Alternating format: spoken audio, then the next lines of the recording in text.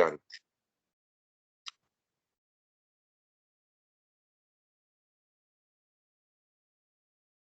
Los cataclismos volcánicos destruyeron la mayor parte del continente lemúrico y en su lugar surgió el continente atlántico, donde actualmente está el océano Atlántico. Los científicos materialistas, incitados por la historia de Platón a realizar investigaciones referentes a la Atlántida, demostraron que existe una amplia base para el relato sobre la existencia de ese continente. Los científicos ocultistas saben que existió y también que las condiciones en él eran como ahora describiremos. La antigua Atlántida, bueno, La antigua Atlántida difería de nuestro mundo actual en muchas formas, pero la mayor diferencia fue en la constitución de la atmósfera y el agua de esa época. De la parte sur del planeta llegaba el cálido ígneo hálito de los volcanes, que aún estaban sumamente activos. Desde el norte barrían el planeta y las ráfagas heladas de la región polar. El continente atlántico era el punto de reunión de estas dos corrientes. En consecuencia, su atmósfera estaba siempre llena de una niebla espesa y oscura. El agua no era tan densa como ahora, sino que contenía una mayor proporción de aire. En la pesada y brumosa atmósfera atlántica había mucha agua en suspensión. A través de esta atmósfera el sol nunca brilló claramente. Parecía estar rodeado de un aura de luz nebulosa, como las lámparas de las aceras, cuando se las ve a través de una densa niebla. Entonces se podía ver solo hasta unos pocos pies. Un pie es igual a 0,30 metros. En cualquier dirección, y las siluetas de los objetos que no estuvieron cercanos aparecían tenues, borrosos e inciertos. El hombre era guiado más por la percepción interna que por la visión externa. No solo el entorno, sino también el hombre de ese tiempo era muy diferente de todo lo que existe en la Tierra actualmente. Él tenía cabeza, pero casi nada de frente. Su cerebro no tenía desarrollo frontal. La cabeza se inclinaba casi abruptamente hacia atrás, desde un punto justo encima de los ojos.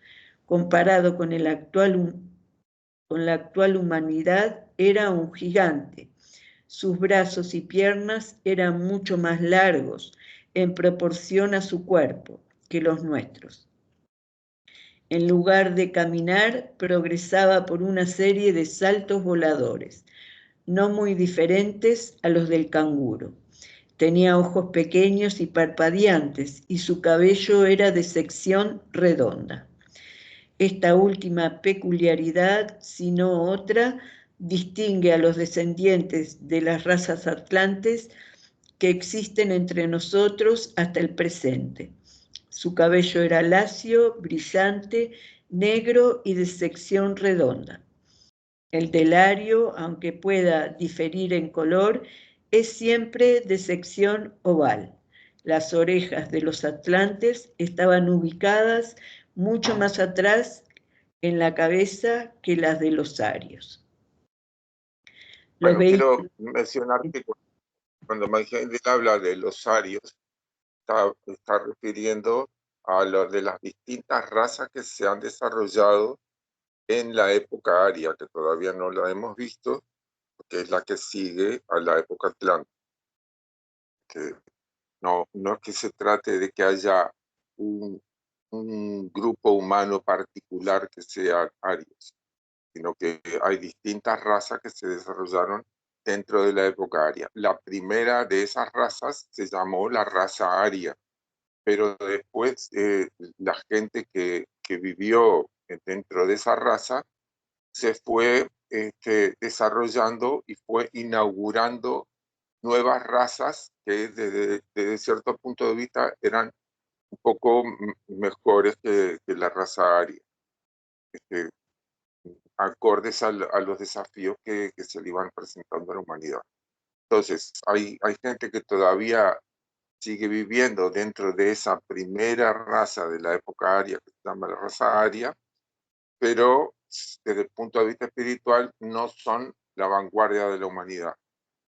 Y aunque no lo sean y aunque hayan habido rezagados también de la época atlántica y de la época lemúrica, todos los seres humanos, más tarde o más temprano, van a llegar a despertar y desarrollar su potencialidad espiritual, y una vez que eso se consigue, las diferencias circunstanciales que son las que predominan en esta época van a pasar a un plano completamente secundario, y porque la nobleza de propósito y la disposición eh, bondadosa y de firmeza con respecto a las virtudes va a ser lo que va a predominar en toda la humanidad una vez que se produzca la redención que se va a producir en la siguiente época posterior a la que estamos viviendo. Se denomina la Nueva Galilea. Aunque no se puede decir que absolutamente toda la humanidad pueda llegar a esa condición, va a haber algunos rezagados, pero más tarde esos rezagados que van a quedar atrapados en formas de egoísmo, ellos van a tener su oportunidad y van a poder redimirse también. Bueno, Todo esto está en el periodo terrestre, ¿no? claro, sí. Sí, es que estamos en el periodo terrestre. La época Atlante estamos dentro del periodo terrestre, en la tercera revolución y media, en el globo D, y esta vendría a ser la cuarta época. La época polar, la época hiperbórica y la época lemúrica precedieron a la época Atlante, y, y la época Atlante es sucedida por la actual época aria. Después viene la Nueva Galilea y el Reino de Dios, completan las 7 épocas dentro de este globo más denso, el globo D, en donde tenemos que estar lidiando con la materia de la región química del mundo físico, que es la más adversa para el espíritu, pero que también nos proporciona las lecciones más fundamentales. Entonces, ya hemos transcurrido un larguísimo proceso desde el periodo de Saturno, y recién al final de la época lemúrica y algunos en la época Atlante, adquirimos la condición humana propiamente dicha por haber adquirido la mente, y estamos en el proceso de aprender a dirigirnos por nosotros mismos en lo que nos compete a nosotros, en desarrollar el criterio de hacer lo justo en las distintas circunstancias que nos toca vivir, y de esa forma estar desplegando nuestro potencial espiritual y nuestras capacidades como para poder enfrentarnos a desafíos todavía más profundos. Bueno, Bueno, y nos siendo el 20, los vehículos superiores de los primeros atlantes no estaban ubicados en posición concéntrica con relación al cuerpo denso como los nuestros.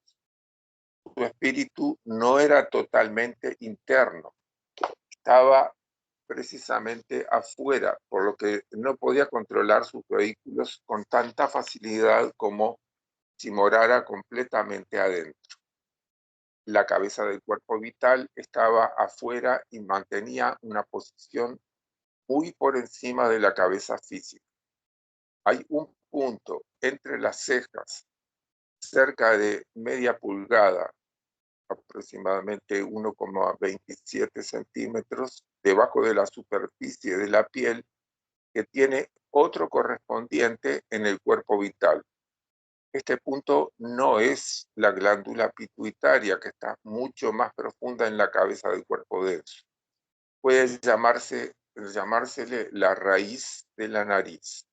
Cuando estos dos puntos en los cuerpos denso y vital entran en comunicación, como lo hacen en el hombre actual, el clarividente entrenado los ve como un punto oscuro, o mejor, como un espacio vacío, como el centro invisible de una llama de gas.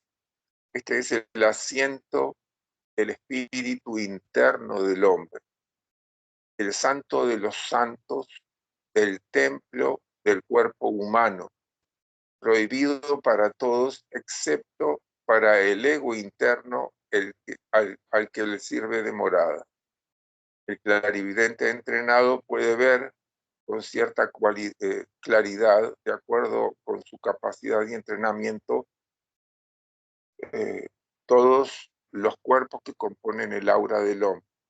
Solo este punto le está oculto.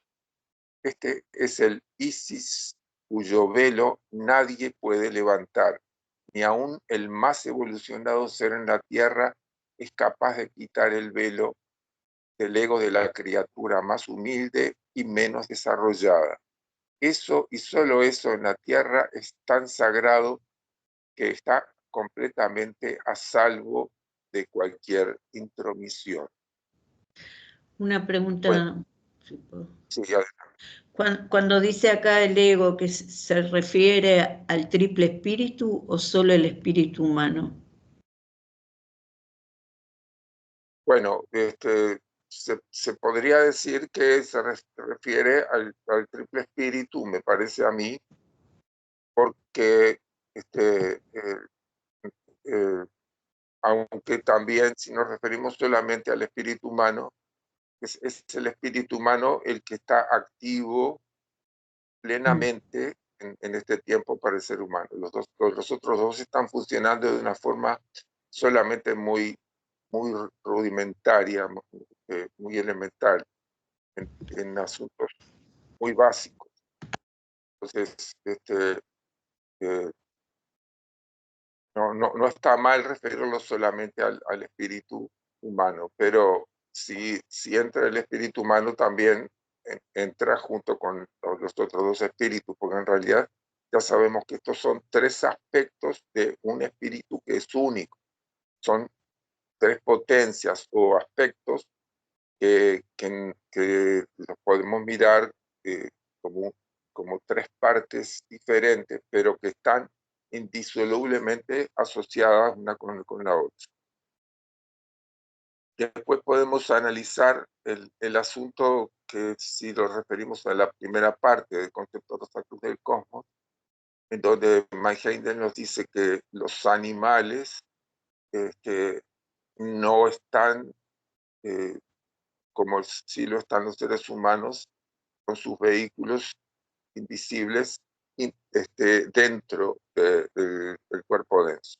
Que se ve que la cabeza de los animales está muy por fuera, y ahora en este pasaje más grande nos dice que en la época Atlante todavía subsistía una condición de la cual nosotros veníamos. Nosotros veníamos de un estado evolutivo semejante al de los animales, aunque ya teníamos toda una preparación que se nos hizo durante las 3 revoluciones y media del periodo terrestre, como para poder entonces llegar a recibir la mente y pasar a la condición humana. Pero igual, aún así, aunque hubiéramos recibido la mente, todavía nuestros vehículos superiores no estaban completamente centrados dentro del cuerpo denso, ni estaba este punto especial de la raíz de la nariz estrechamente entrelazado, el del cuerpo denso con el del cuerpo vital. Entonces vemos que este proceso es un proceso que se da también como arriba es abajo. En el planeta, el espíritu del planeta se encuentra en una determinada condición, el espíritu planetario. pero cuando algún individuo, alguna oleada de vida llega a desarrollar una condición muy superior y puede penetrar en el centro espiritual del planeta, entonces se podría decir que se da algo análogo a lo que se da en los individuos de las oleadas de vida, como esto que estamos refiriéndonos, a estar bien centrados en el interior del cuerpo denso. Y después, por último, quería referirme a que Michael señala que este punto es el santo de los santos del templo del hombre.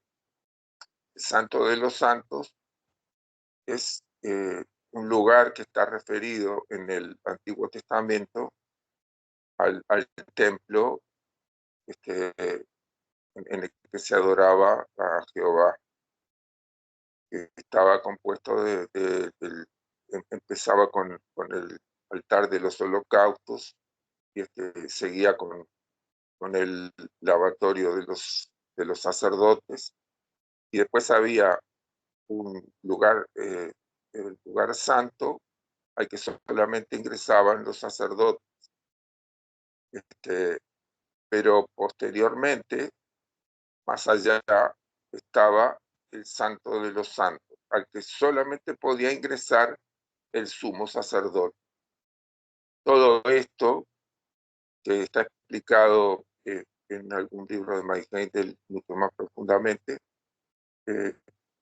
y que se refiere a enseñanzas de la Biblia, del Antiguo Testamento, nos muestra cómo esas enseñanzas, que uno las puede referir a algún templo exterior, en realidad tienen un componente mucho más valioso para el desarrollo espiritual, que es componente de darnos cuenta de que ese templo es una representación del interior del ser humano. Y la parte física del templo es el cuerpo denso. Y, y, y dentro de ese cuerpo denso tenemos también el altar de los holocaustos, el lavatorio, el lugar santo, y el santo de los santos. Específicamente es a al que se nos refiere Mike Heindel, y nos dice que cuando algún individuo, por el proceso evolutivo, por el hecho de que hay libre albedrío, erra el camino y abre posibilidades de que otras entidades quieran dirigir su cuerpo, que es lo que lamentablemente pasa en algunas prácticas bajas. Y aunque consigan dirigir su cuerpo, nunca consiguen penetrar ese punto, que es el lugar en que está completamente inviolable, está preservado para el definitivo desarrollo de cada individuo de nuestra especie humana, que en su momento todas las desviaciones, todas las equivocaciones, todos los daños que pueda hacer un ser humano van a conseguir repararse, y por medio de esa reparación se va a ir produciendo una transformación en donde ese punto va a conseguir desplegar también todo su potencial. Bueno. Como la redención del ser humano, ahí es como la llave de Dios, ahí que esa no se puede. No inviolable. Y eso también nos da la pauta de que hay algo absolutamente sagrado que está ahí preservado, y que es lo que nosotros tenemos que aprender a desarrollar, tratando de hacer lo correcto en las circunstancias que nos toca vivir en la tierra. Esa forma, por añadidura, se va a ir desplegando el potencial de ese punto, que en realidad es el de la parte espiritual de ese punto, que es el propio espíritu.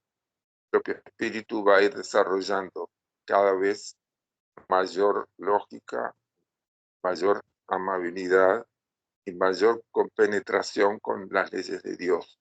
Y de esa forma va a ir acercándose cada vez más a cumplir con su misión de ser una jerarquía que se pueda ocupar de oleadas de vida más pequeñas, que empezaron después de nosotros, para poder guiarlas a hacer un proceso semejante. Bueno, gracias. Bueno, ¿Seguimos un poco más o dejamos? los dos puntos de los que acabamos de hablar, uno en el cuerpo denso y su contraparte en el cuerpo vital, estaban muy separados en los hombres de los primeros tiempos atlantes, como lo están en los animales actuales. La cabeza del cuerpo vital del caballo está muy separada de la de su cuerpo denso. Los dos puntos están más cercanos en el perro que en ningún otro animal, excepto quizás el elefante.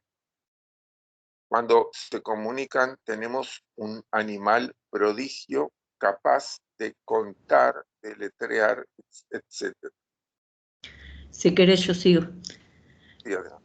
Debido a la distancia entre estos dos puntos, el poder de percepción o visión de los atlantes era mucho más intenso en los mundos internos que en el mundo físico denso, oscurecido por su atmósfera de niebla espesa y pesada. Con el transcurso del tiempo, no obstante, la atmósfera lentamente comenzó a aclararse. Al mismo tiempo, el punto del cuerpo vital se acercó cada vez más al punto correspondiente del cuerpo denso. A medida que se fueron aproximando, el hombre gradualmente perdió contacto con los mundos internos.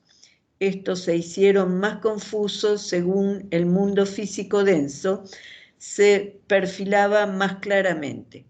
Finalmente, en el último tercio de la época Atlante, el punto del cuerpo vital se unió con el correspondiente del cuerpo denso. No fue hasta entonces que el hombre estuvo plenamente despierto en el mundo físico, pero al mismo tiempo que se obtuvo la total visión y percepción en el mundo físico, la mayoría de la gente fue perdiendo gradualmente la capacidad de percibir los mundos internos. En los primeros tiempos, el Atlante no percibía claramente la silueta de un objeto o una persona, pero veía el alma y de inmediato percibía sus atributos, fueran ellos beneficiosos para él o no. Él sabía si el hombre o animal que estaba mirando tenía hacia él una disposición amigable u hostil. Su percepción espiritual le enseñó con certeza cómo tratar con otros y cómo escapar del peligro.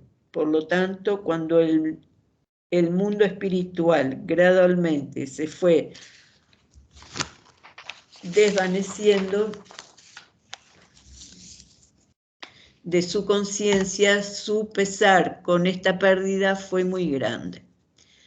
Los Romuals Ahora fue... imagínense Sí. a referir las distintas razas que se fueron sucediendo dentro de la época lemúrica. Tenemos que saber que esas razas, eh, eh, los individuos que ocuparon la primera raza, esta que mencionó Adriana, los Romualdales,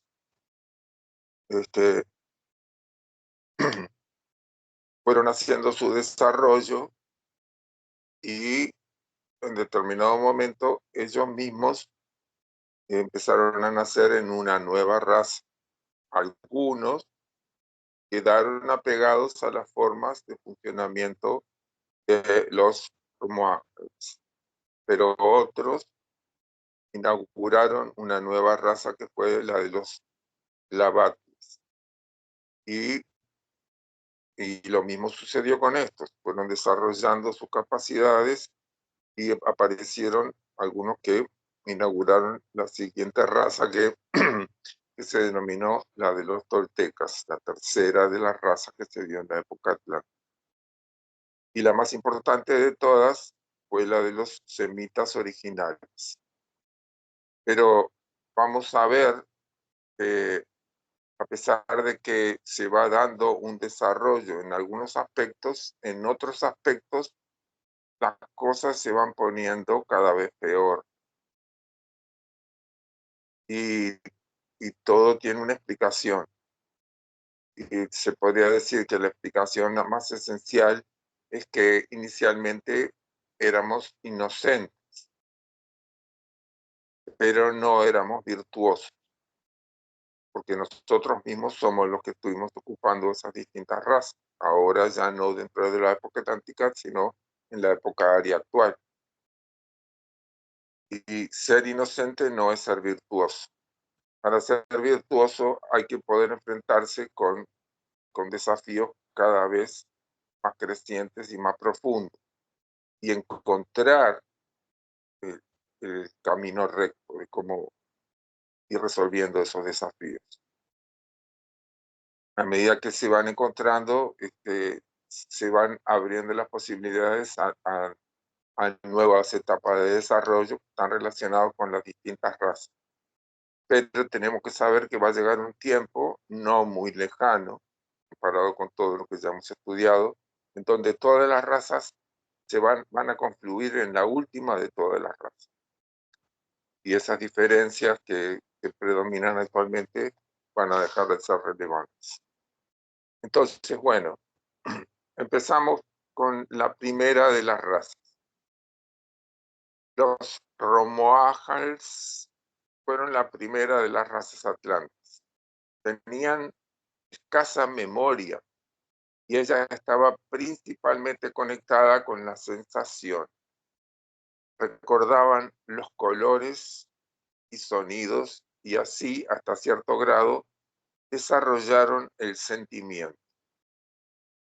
El lemur carecía por completo de sentimientos, en la más fina acepción de la palabra. Tenía el sentido del tacto, podía sentir las sensaciones físicas del dolor, descanso y comodidad, más no las mentales y espirituales de alegría, pesar, compasión y antipatía. Entonces, si acá querés.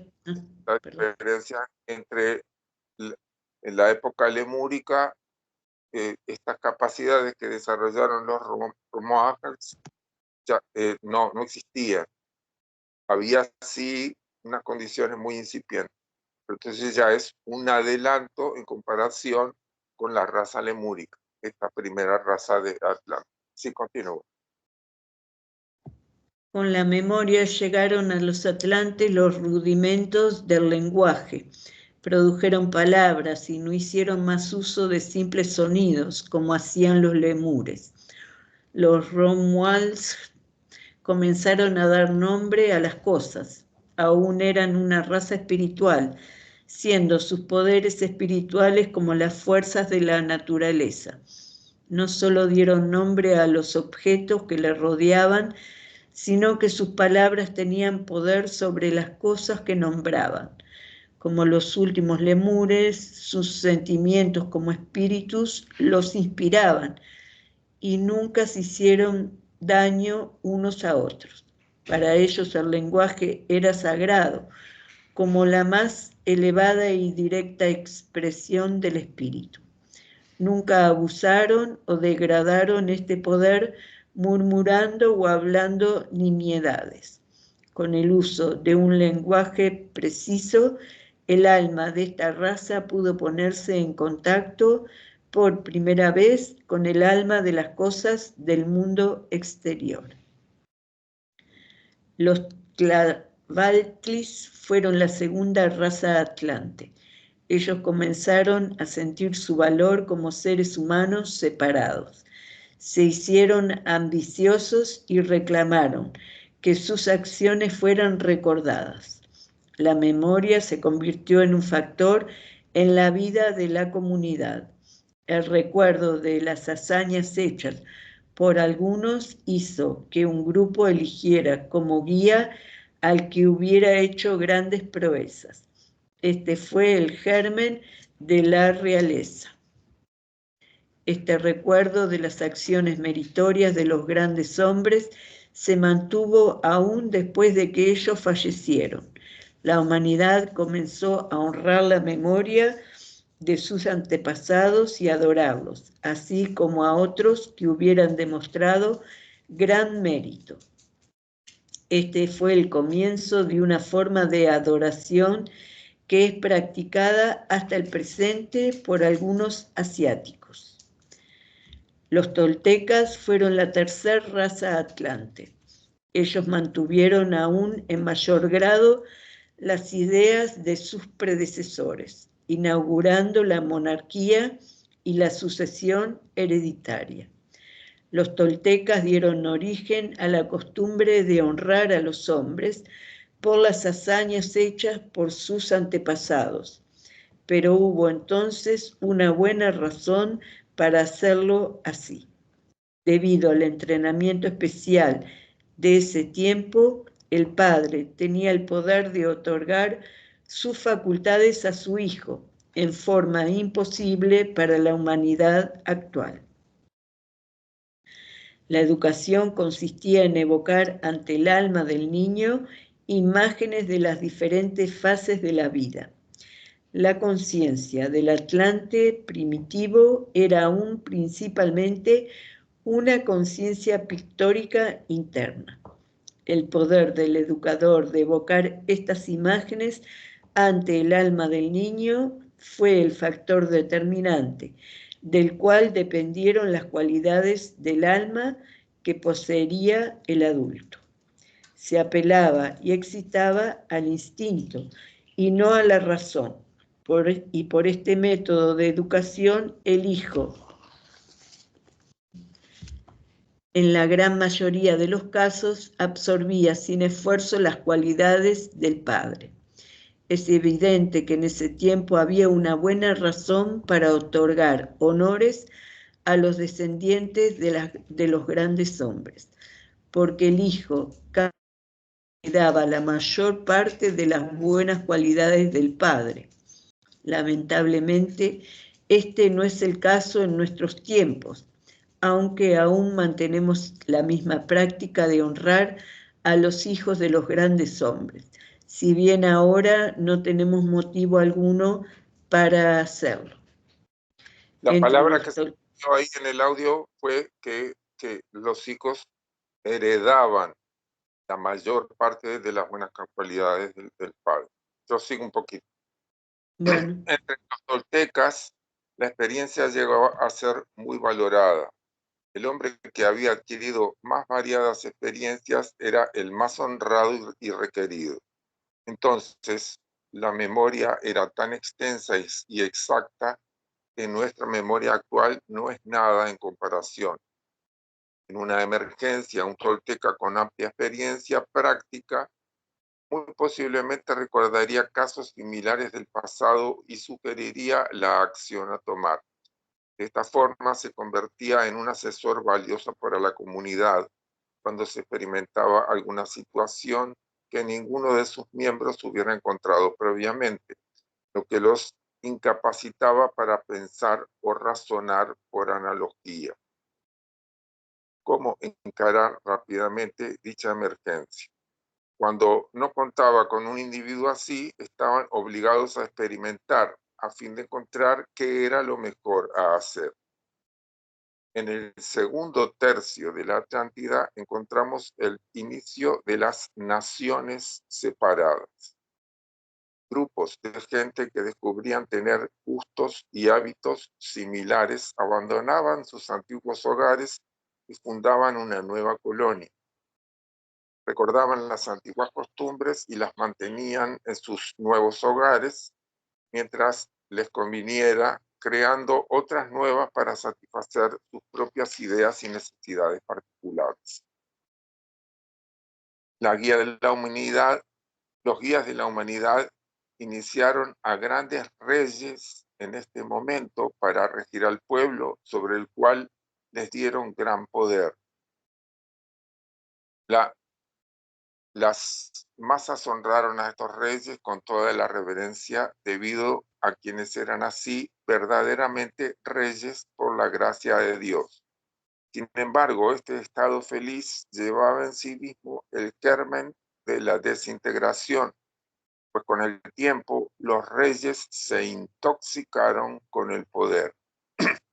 Olvidaron que éste había sido puesto en sus manos por la gracia de Dios como un depósito sagrado, que habían sido hechos reyes con el propósito de dispensar justicia y ayudar al pueblo. Comenzaron a usar su poder corruptamente para fines egoístas y engrandecimiento personal en vez de para el bien común, arrogándose privilegios y licencias que nunca les fueron destinados. Los guiaban la ambición y el egoísmo y abusaron de sus elevados poderes de origen divino para fines de opresión y venganza. Esto fue cierto no solo de los reyes, sino también de los nobles y las clases más elevadas. Y cuando consideramos el poder que poseían sobre sus semejantes de las clases menos desarrolladas, es fácil comprender que su abuso acarrearía condiciones terribles. Entonces, antes de pasar a la cuarta raza, la de los turanios, tenemos que recordar que lo que sucedió en la época lemúrica, anterior a la Atlántida, fue que los espíritus de Lucifer intervinieron en la evolución humana, y antes de que estuviera madura la condición de poder ir asumiendo la responsabilidad de su propia vida, estimularon la independencia del ser humano. No es que la independencia esté mal, sino que se estaba estimulando en un tiempo que no era el correcto. Y entonces, esta humanidad en un estado infantil se fue separando de la guía de las jerarquías que lo fueron cuidando hasta ese momento y fueron aprendiendo por la propia experiencia. Esto produjo, como lado positivo, acelerar el proceso evolutivo, y como lado negativo, desarrollar efectos adversos, peligros que estaban latentes allí, que si se hubiera esperado al momento de la maduración, las cosas hubieran sido mucho más amables. Entonces se pasó a conocer el dolor, la enfermedad y la muerte, como se señala en el Génesis, en la alegoría de esa intervención de los espíritus lucíferos. Entonces, todo el proceso que se va dando posteriormente hasta que se consiga la definitiva redención de la humanidad está pautado por ese desequilibrio que se produjo ahí. Entonces, era necesario que la humanidad, el propósito de que los seres humanos fueran interviniendo en su propia evolución y aprendiendo de esa intervención, es un propósito fundamental. Que no se puede, eso sí que es algo que no se puede dejar de lado. Entonces, necesariamente, los más adelantados dentro de esta época atlántica, en esta tercera raza, la de los toltecas, fueron iniciados y se los puso como cabeza de las distintas naciones. Pero como no estábamos maduros, se fue dando lugar a todos estos desequilibrios que mencionó Mike Heindel en cuanto a los reyes y a sus descendientes. Algo que no impidió que se desarrollaran nuevas razas, sino que lo que hizo fue a que aceleró el desarrollo de nuevas razas. En esto es en lo que se va acelerando el proceso, porque algunos individuos que sintieron esa injusta opresión por parte de los reyes y de los nobles, toltecas, y sintieron desde su interior la necesidad de hacer algo mejor y de no estar sometidos a esas condiciones arbitrarias. Y de ahí fue que se surgió la cuarta raza, que voy a seguir leyendo, que es Yo los voy a caños. salir, Raúl, un poco ya, pero sigo grabando. No, Ah, pero ya iba a terminar con los semitas originales, son 5 renglones nomás. bueno, Así nos quedamos con los semitas originales, que es la raza más importante. Los turaños originarios fueron la cuarta raza atlante, eran especialmente viles en su abominable egoísmo. Ellos quisieron independizarse, pero no para ser mejores moralmente, sino que tenían ese germen de la corrupción en ellos, igual que los reyes y los nobles. Erigieron templos donde los reyes eran adorados como dioses y oprimieron en extremo a las desamparadas clases bajas. Floreció la magia negra de la peor y más repelente clase, y todos sus esfuerzos fueron dirigidos a la gratificación de la vanidad y a la ostentación externa. Y quedamos acá. Igual hay algunas cosas para decir de los turaños, pero lo dejamos para la semana que viene, si Dios quiere. bueno, muchas gracias por la clase, la concurrencia. Y, bueno, nos vemos el lunes, si Dios quiere. Nos vemos. Curación. Bueno, Gracias. chau. Gracias. Gracias.